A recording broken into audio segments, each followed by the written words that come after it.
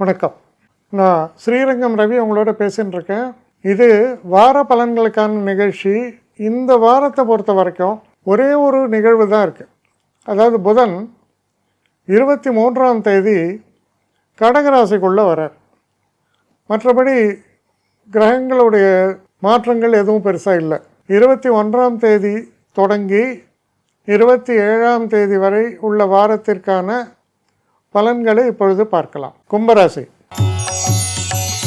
கும்பராசி நேயர்களை பொறுத்த வரைக்கும் கொஞ்சம் தடைகள், சிற்சில பிரச்சனைகள் இதெல்லாம் ஏற்படும். ஆனால் ஒரு விஷயத்தை என்ன புரிஞ்சுக்கணுன்னா, ஒரு வசனம் சொல்லுவாங்க, நாரதர் கலகம் நன்மையில் முடியும்னு.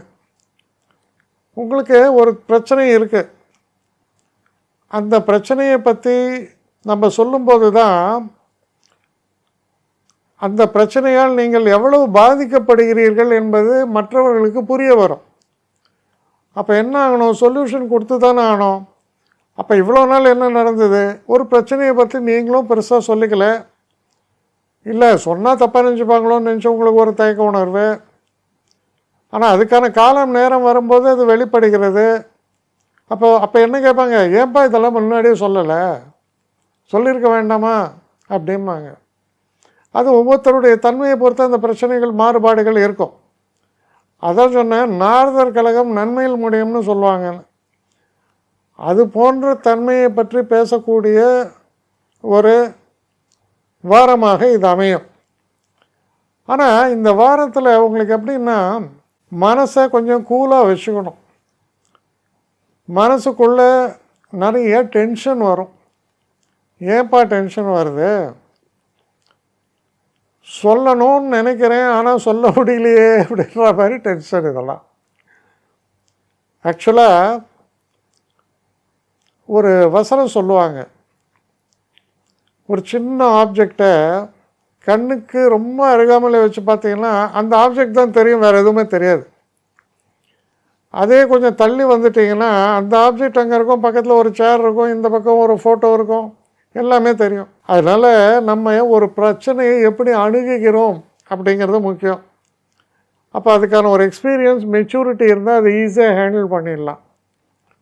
அந்த எக்ஸ்பீரியன்ஸ் அண்ட் மெச்சூரிட்டி இல்லைன்னு வைங்களேன், முட்டின்னு இருப்போம். ஸோ இதுதான் முக்கியம். அதனால் எதுவுமே ஆனால் கையை மீறியோ நமக்கு தலைக்கு வருதோ அப்படியெல்லாம் சொல்கிற மாதிரி ஒன்றும் இல்லை. ஆனால் உங்கள் அணுகுமுறை எப்படி இருக்குங்கிறது தான் இம்பார்ட்டன்ட். அப்போ என்ன சொல்லலாம், ஒரே வார்த்தையில் சொன்னால், இது ஒரு பாட்டு வரும், மாதிரி தான் டேக் இட் ஈஸி பாலிசின்னு வரும். அது டேக் இட் ஈஸி பாலிசி தான் நீங்கள் ஃபாலோ பண்ண வேண்டிய பாலிசி இந்த வாரத்தில். என்னை காண்டாக்ட் பண்ணணுன்னு நினைக்கிறவங்க ஸ்ரீரங்கம் ரவி 1@gmail.com ஒரு முகவரிக்கு உங்களுடைய இதை அனுப்புங்க. கட்டணம் உண்டு, அதோடைய விவரங்களை நான் உங்களுக்கு அனுப்புகிறேன். ஆனால் நான் இன்றைக்கி மேல் அம்சம் இன்னும் பதில் வரலையே அப்படின்னு வருத்தப்படாதீங்க. ஏன்னா எனக்கு கொஞ்சம் பெண்டிங்கில் இருக்குது. ஒரு நாளைக்கு எவ்வளோ பேரை நான் பார்க்க முடியும், 3 பேர் 4 பேர் மேலே என்னாலையும் பார்க்க முடியாது. ஆனால் நிறைய பேர் ஆசைப்பட்றாங்க. ஆனால் கண்டிப்பாக நான் எல்லாருக்கும் ரிப்ளை பண்ணுவேன். சில நேரங்களில் 3 to 4 வீக்ஸ் ஆகும் என்னுடைய ரிப்ளை வரத்துக்கு. ஆனால் வரும். ஏன்னா நான் எல்லோரும் ஒரே நேரத்தில் ஒரு நாளைக்கு 10 பேர் பார்க்கணுன்னா முடியாது. ஸோ அதை கன்சிடர் பண்ணுங்கள். நான் நிச்சயமாக ரெஸ்பாண்ட் பண்ணுவேன். இதில் இந்த கல்யாண பொருத்தங்கள் போன்ற விஷயங்களை ஓரளவுக்கு அவசரமாக பார்க்கணுன்னு நினச்சா அதுக்கு ஓரளவுக்கு ப்ரையாரிட்டியும் தரேன். அதனால் கொஞ்சம் பொறுமை காக்க வேண்டும். கொஞ்சம் டிலே ஆகிறதுக்காக என்னை மன்னிக்கணும். ஆனால் ஐ மீன் ஹெல்ப்லெஸ் சுச்சுவேஷன். அதனால தான் நிச்சயமாக ஐ வில் ரிப்ளை யூ.